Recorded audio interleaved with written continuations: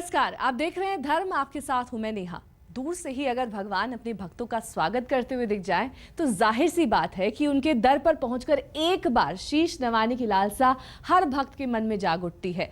आज धर्म में दर्शन बजरंगबली के एक ऐसे ही धाम के जहां 108 फीट की विशालकाय प्रतिमा के दर्शनों का सौभाग्य प्राप्त होता है भक्तों को। लेकिन इसके लिए आपको हमारे साथ चलना होगा शिमला, जहां जाखू हनुमान मंदिर में बसता है पवन पुत्र का ये विराट स्वरूप।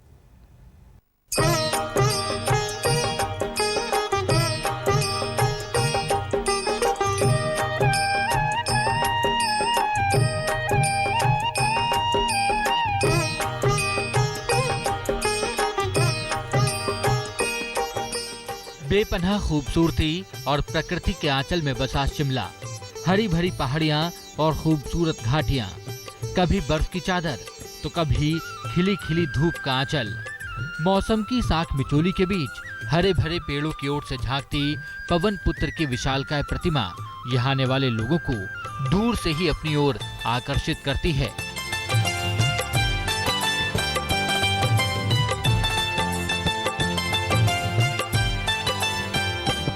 हाथ में गदा लिए मंद मंद मुस्काते बजरंगबली जो दूर से ही करते हैं अपने भक्तों का स्वागत। हनुमान जी का ऐसा विराट रूप शायद ही पहले आपने कहीं देखा होगा। अपने इस अद्भुत रूप में जाखू की पहाड़ियों पर विराजते हैं पवन पुत्र, जिनकी सिर्फ काया ही नहीं बल्कि महिमा भी अपरंपार है। हे बजरंग बली हनुमान, हे महावीर करो कल्याण। हिमाचल की राजधानी शिमला में जाखू की पहाड़ी पर बड़े ही भव्य रूप में विराजमान है बजरंगबली। भव्य इसलिए क्योंकि इस मंदिर के प्रवेश द्वार पर बजरंगबली की विशालकाय प्रतिमा भक्तों का स्वागत करती दिखाई देती है। सिंदूरी रूप में रंगे हनुमान जी के इस विराट रूप के दर्शनों का सौभाग्य न केवल मंदिर में आने वाले लोगों बल्कि पूरे शिमला शहर में कहीं से भी देखने पर मिलता है।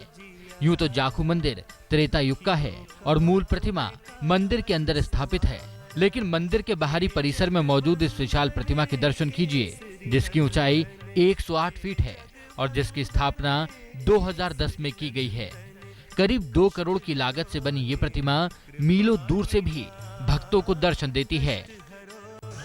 जब ये मूर्ति आज से 3-4 साल पहले इस मूर्ति का निर्माण हुआ, दिल्ली से कोई नंदा कंपनी है जिन्होंने इसका निर्माण किया।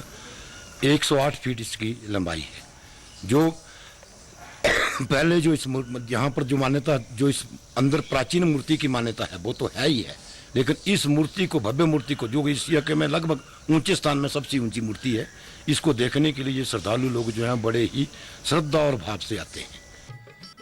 मूल प्रतिमा मंदिर के अंदर मौजूद है, जिसकी स्थापना याकू ऋषि ने की थी और उन्हीं के नाम पर इस पहाड़ी का नाम जाखू रखा गया। मंदिर में प्रतिदिन 3 बार आरती का विधान है, जिसका आरंभ सुबह 4 बजे ही हो जाता है। इसके बाद दूसरी आरती सुबह 7 बजे और तीसरी आरती शाम 7 बजे संपन्न होती है। मंगलवार और शनिवार को इस आरती में शामिल होने व बजरंगबली की पूजा आराधना का पुण्य कमाने के लिए बड़ी संख्या में भक्तों की भीड़ मंदिर में उमड़ती है। जिन भक्तों की मनोकामना पूर्ण होती है वो अपने सामर्थ्य के अनुसार रविवार को यहाँ भंडारा करवाते हैं। जो भी श्रद्धालु आता आकर के कहता है मुझे बड़ी शांति मिली, मेरे जो मनोकामना थी पूरी हुई। कुछ लोग ऐसे भी हैं जो अपने यहाँ भंडारे देते हैं मनोकामना पूर्ण होने के बाद। यहाँ हर इतवार को, रविवार को यहाँ पर भंडारा लगता है। इस मंदिर में जितनी विशाल बजरंगबली की प्रतिमा है, उतना ही विशाल बजरंगबली का हृदय भी है। तभी तो अपने दर पर आने वाले किसी भी भक्त की पुकार को वो कभी अनसुना नहीं करते हैं। और अक्सर मेरा पिछले 30-32 साल से मैं हनुमान जी के चरणों में आ रहा हूँ जाखू मंदिर में। यहाँ आने से सभी मनोकामना पूर्ण होती हैं। सच्चे मन से जो भी आता है उसको प्रभु सब कुछ देते हैं। और यहाँ पर जो शांति मन को मिलती है और कहीं भी नहीं मिल पाती। हमारा ये एक शिमला में एक यही ऐसा मंदिर है जो सुबह 4 बजे खुलता है और रात्रि 8 बजे तक ये खुला रहता है। ये बजरंगबली की महिमा ही है जो इनके दर्शनों के लिए देश भर से भारी तादाद में भक्त शिमला के इस मंदिर में आते हैं। और प्रभु के चरणों में शीश नवाकर हर प्रकार के कष्टों से खुद को मुक्त पाते हैं। लियाकत अली, शिमला, आज तक। खूबसूरत वादियों के बीच जाखू की पहाड़ियों पर कैसे आए हनुमान?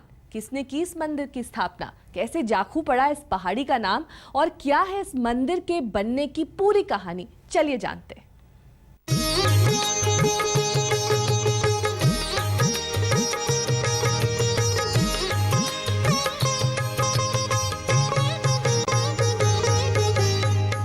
सूरज अपनी लालिमा के साथ जब हिमाचल की वादियों में मुस्कुराता है, तब पर्वतों को अपनी सफेद चादर में समेटे बादल उड़ जाते हैं नए बसेरे की ओर।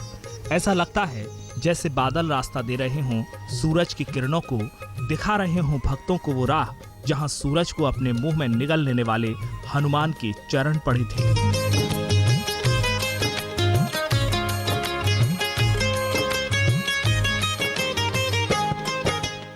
शिमला की खूबसूरत वादियों में यह है जाखू पर्वत, वो पर्वत जिसका नाम पड़ा याखू ऋषि के नाम पर।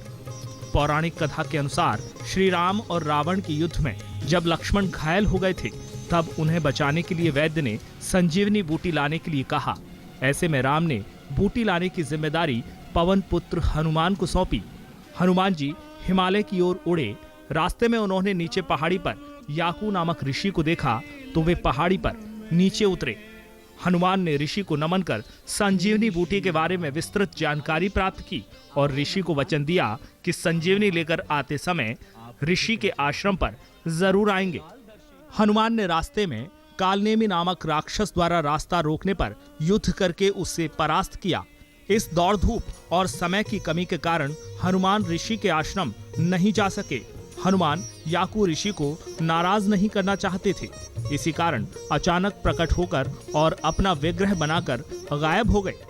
ऋषि याकू ने हनुमान की स्मृति में उसी प्रतिमा की स्थापना कर इस मंदिर का निर्माण कराया। तो हनुमान जी संजीवनी लेकर चले गए।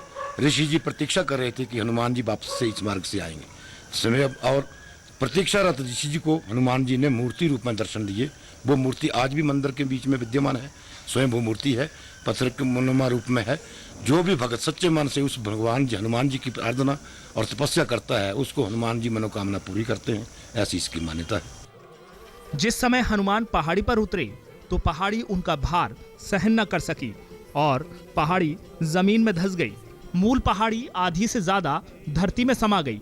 मंदिर में जहां हनुमान जी ने अपने चरण रखे थे, उन चरणों को संगमरमर के पत्थर से बनवाकर रखा गया है और बजरंगबली की प्रतिमा के साथ ही इसका भी दर्शन पूजन किया जाता है। पवन सुत बिनती बारंबार। घने देवदार के पेड़ों के बीच जाखू मंदिर हनुमान का ऐतिहासिक मंदिर है। एक अन्य कहानी के अनुसार संजीवनी बूटी लेते जाते समय बजरंगबली ने शिमला की इसी पहाड़ी पर विश्राम किया था।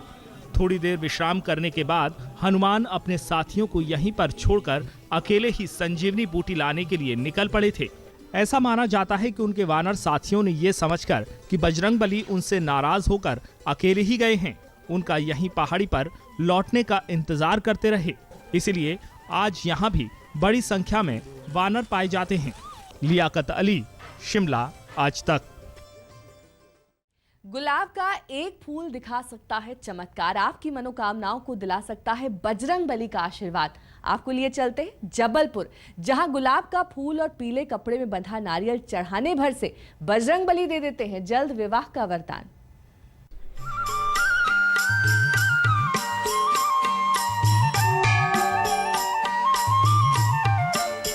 गुलाब का एक फूल, पीले कपड़े में बंधा नारियल, राम दुलारे दिलाएगा हनुमान का वरदान। तेरे द्वारे हे बजरंग बली, 3 महीने में पूरी होगी विवाह की कामना। करो कल्याण, हे महावीर करो कल्याण।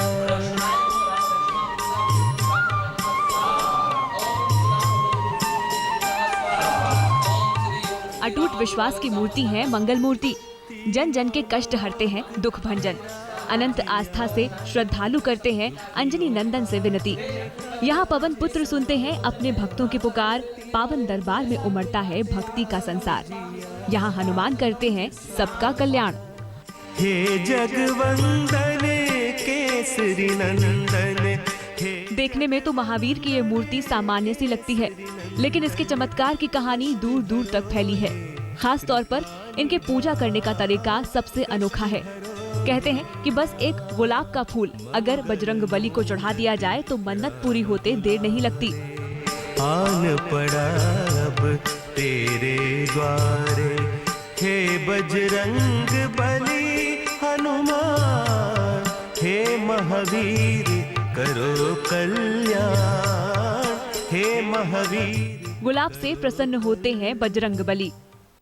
इतना ही नहीं, कहते हैं कि यहाँ अगर एक पीले कपड़े में नारियल बांधकर बजरंग बली के दरबार में अर्जी लगा दी जाए तो 3 महीने के अंदर विवाह जरूर हो जाता है। मैं शादी ब्याह अपने बच्चों की शादी से परेशान था, काफ़ी लंबा समय हो गया था। व्यापार की भी परिस्थितियाँ गड़बड़ चल रही थी। इस मंदिर में आके मैंने जब पूजा पाठ किए, पीले कपड़े में नारियल, अगरबत्ती, दीपक जलाया, गुलाब के 2 फूल लाए, उसके लाने के बाद हमको यहाँ पे बहुत राहत मिली और हमारे 6 महीने के अंदर शादी ब्याह भी हो गई, बच्चों की, व्यापार में तरक्की हुई। आज किसी भी प्रकार का हमको कुछ भी लगता है, टेंशन कोई भी बात होती है, यहाँ मैं आता हूँ शनिवार को, बहुत शांति मिलती है।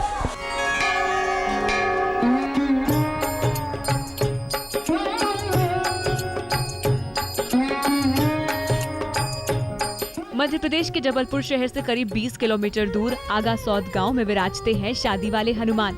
कहते हैं कि यहाँ सैकड़ों सालों से पवन पुत्र अपने भक्तों को सुखद वैवाहिक जीवन का आशीर्वाद देते आ रहे हैं, इसलिए भक्त इन्हें शादी वाले हनुमान के नाम से पुकारते हैं। यदि किसी का विवाह नहीं हो रहा है तो उसको गुरुवार के दिन 2 पीले कपड़े में नारियल बांधना चाहिए, 1 हल्दी की गठान रखना चाहिए, 1 सुपारी के 1 रुपए का सिक्का और कुल देवी के स्थान पर रखने के बाद शनिवार को आगासौद दरबार में वह अर्जी लगा दे। और वो अर्जी एक बार लगाना नहीं पड़ती, 3 बार आना पड़ता है। और 3 बार आने के बाद वहाँ का पूरा कार्य सिद्ध हो जाता है। और कार्य सिद्ध होने के बाद यहाँ हवन होता है और हवन में यहाँ किसी प्रकार की कोई कार्य, किसी प्रकार का कोई पैसा नहीं लगता है। हवन मंदिर की तरफ से कराया जाता है। जय हनुमान, जय हनुमान, जय हनुमान, जय हनुमान। शादी वाले हनुमान के दरबार में हर मंगलवार और शनिवार को भक्तों का तांता लगा रहता है।